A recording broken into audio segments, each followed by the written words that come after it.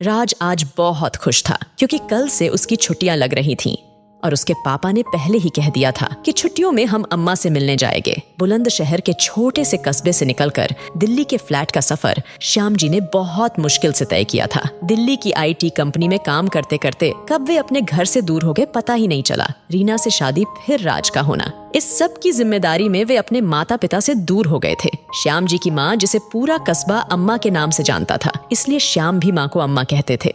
पापा के मरने के बाद श्याम ने बहुत कोशिश की कि अम्मा को दिल्ली ले आए, लेकिन अम्मा केवल एक बार दिल्ली आई थी।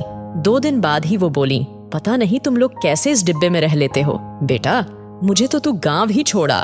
जब तक 4 लोगों के सुख दुख में हिस्सेदारी न हो कैसा जीवन। यहाँ तो कोई एक दूसरे से बात तक नहीं करता। श्याम ने बहुत समझाने की कोशिश की। अम्मा, वहाँ तुम्हारी देखभाल कौन करेगा? यह सुनकर अम्मा ने कहा, पूरा मोहल्ला खड़ा हो जाता है। मेरी खांसी सुनकर मोहल्ले की सारी बहुएं अपनी सास से ज्यादा मेरा ध्यान रखती हैं। अम्मा वापस अपने घर आ गईं। इस बात से गुस्सा होकर श्याम ने कई महीनों तक अम्मा को फोन भी नहीं किया। अम्मा फोन पर हालचाल पूछती तो बस हाँ हूँ करके बात टाल देते थे। आज कई महीनों बाद श्याम, रीना और राज को लेकर जा रहे थे अम्मा से मिलने। 2 दिन रुककर रीना और राज को छोड़कर आने का प्लान था। राज सुबह जल्दी ही अपने आप उठ गया। श्याम और रीना यह देखकर हैरान थे कि स्कूल के लिए तो कभी उठता नहीं था, लेकिन अम्मा से मिलने के लिए सुबह ही उठकर तैयार हो गया। राज के कुछ खिलौने, कपड़े और जरूरी सामान रीना ने पैक कर दिया था। श्याम, रीना और राज तीनों अपनी गाड़ी से घर पहुंच गए। अम्मा को सरप्राइज देना चाहते थे क्योंकि अम्मा भी ज्यादा बात नहीं करती थी। श्याम के व्यवहार से गुस्सा थी। कार जैसे ही घर के पास पहुंची, राज झट से उतरकर भागा और घर में घुस गया। रीना सामान निकाल रही थी और श्याम ने गाड़ी पार्क कर रहे थे। राज अम्मा जी चिल्लाता हुआ घर में गया। अम्मा जी घर के बड़े से आंगन में बैठकर मसाला पीस रही थीं। राज को देखकर बोली, मेरा राजा बेटा, आज कैसे अम्मा की याद आ गई? रुक, अभी हाथ धोकर आती हूँ। यह कहकर वे सिल से समेटने लगी, फिर सिल बट्टे को धोने लगी। तभी श्याम और रीना आंगन में आ चुके थे। रीना ने अम्मा के पैर छुए।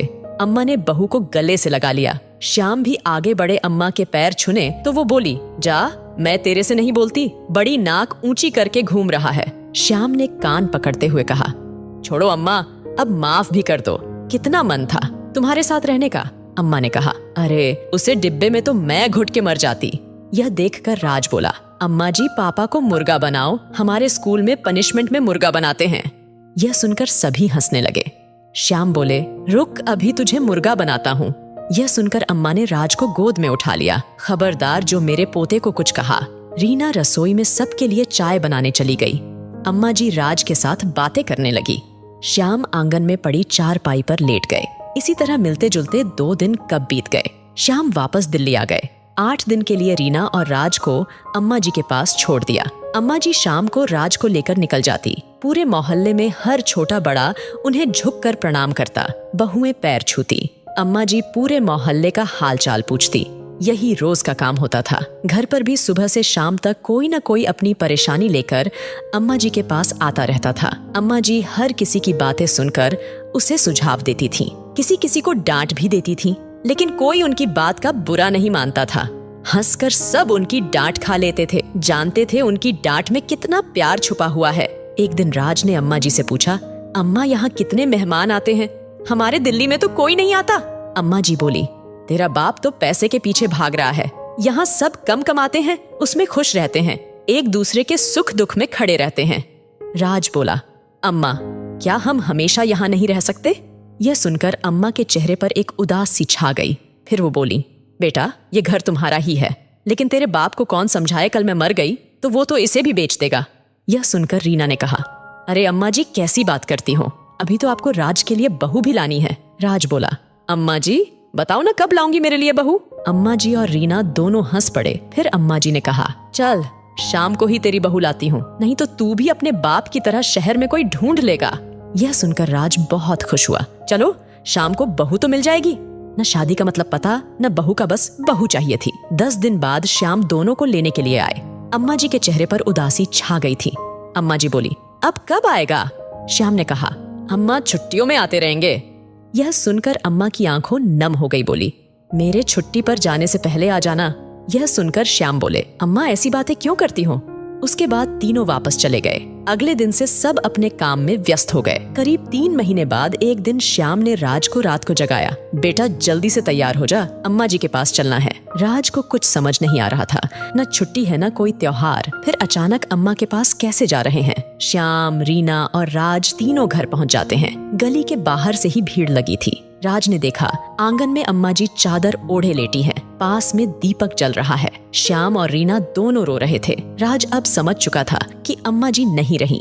श्याम की गोद में बैठा वह एकटक अम्मा जी को देख रहा था। फिर वह उठा और अम्मा जी के पास बैठकर कहने लगा, अम्मा जी चलो ना मेरे लिए बहू देखने। यह सुनकर रीना जोर जोर से रोने लगी। श्याम ने राज को उठाकर गोदी में बिठाया।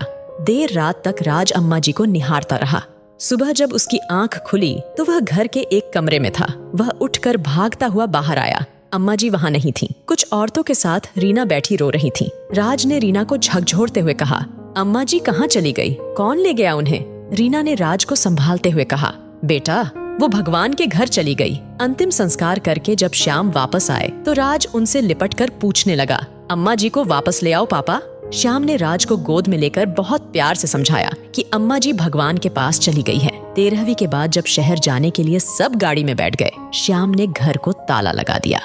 गाड़ी में बैठते ही राज ने कहा, पापा अम्मा जी कह रही थीं, मेरे मरने के बाद तुम ये मकान बेच दोगे, क्या ये सच है? श्याम ने राज को गले से लगा लिया। नहीं बेटा, हम ये मकान कभी नहीं बेचेंगे, बल्कि वहाँ से सब बेचकर यहाँ आ जाएंगे। काश मैं अम्मा का कहना मानकर उनके साथ रहता तो अंतिम समय में